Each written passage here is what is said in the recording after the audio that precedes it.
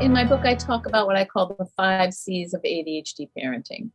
The first C is self-control. As parents, we have to manage ourselves first so that then we can help our kids manage themselves. And one of the challenges of raising a child who is neurodiverse, maybe has ADHD or a learning disability, or is, level 1 on the autism spectrum, or has anxiety, is that we get triggered. Somehow our kids see that there's this like red button on our chest that we don't see, and they push it. And we get set off into this, cycle of anger and frustration. So we have to manage ourselves, because when we're dysregulated, it's basically like throwing kindling onto the fire that is your child's temper tantrum or meltdown, okay?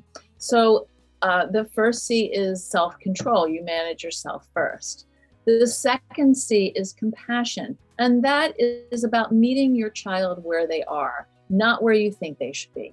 Because if kids are struggling, they're showing you that they don't understand how to be a certain way, or they may not have the tools to do what you're asking them to do. It's not necessarily willful. It's that they don't have the resources. They can't access those internal resources yet. And for young children, they may just not be developed yet.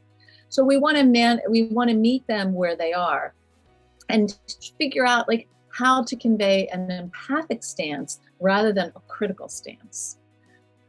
The other thing, we want to be compassionate with ourselves. When you're raising kids, it's tough. There are so many demands on parents right now. Work, family, extended family, financial pressures, healthcare, the whole COVID thing. There's a lot of stress and childcare. And so we want to remember that we're doing the best we can with the resources we have available to us, just like our kids are doing. And that helps sort of turn down the intensity and the volume of the heat in those tense moments. The third C is collaboration. So you're going to work with your kids. You're going to ask them questions. And this is very helpful, because instead of saying, you need to do this way, you can give them what I call directed free choice. You can do this or this, maybe this. But these are the 3 things that you get to choose from. And this helps kids sort of understand the spectrum of what their options are. And it's particularly useful for kids who have attention issues, because there's so much information that's coming into their brains at the same time that they can't necessarily process effectively, that you're narrowing the field for them and helping them. The other thing that's important to do is to offer incentives. So an incentive is, if you pick up your toys, then we can watch a show. You don't want to say, watch the show and then pick up your toys, because what happens to the toys?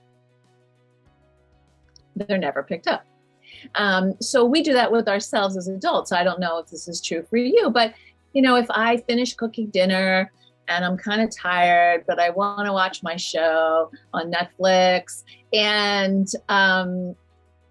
I think I have a pause. It's like, okay, well, I really want to watch my show, but I'm not going to want to do the dishes after I watch my show, because I'm going to be all like relaxed and tired and settled into my evening. So I'm going to do my dishes first, and I'm going to reward myself with my Netflix show. And that is the kind of equation process that we want to teach our kids. You do the have to first, and then they'll want to afterwards. And if they have a meltdown because they don't like that, that's okay. They can have their meltdown. You're not going to change. You need to stay the fourth C, which is consistent. And consistency isn't about perfection. It's about steadiness. You're going to do things most of the time in one way.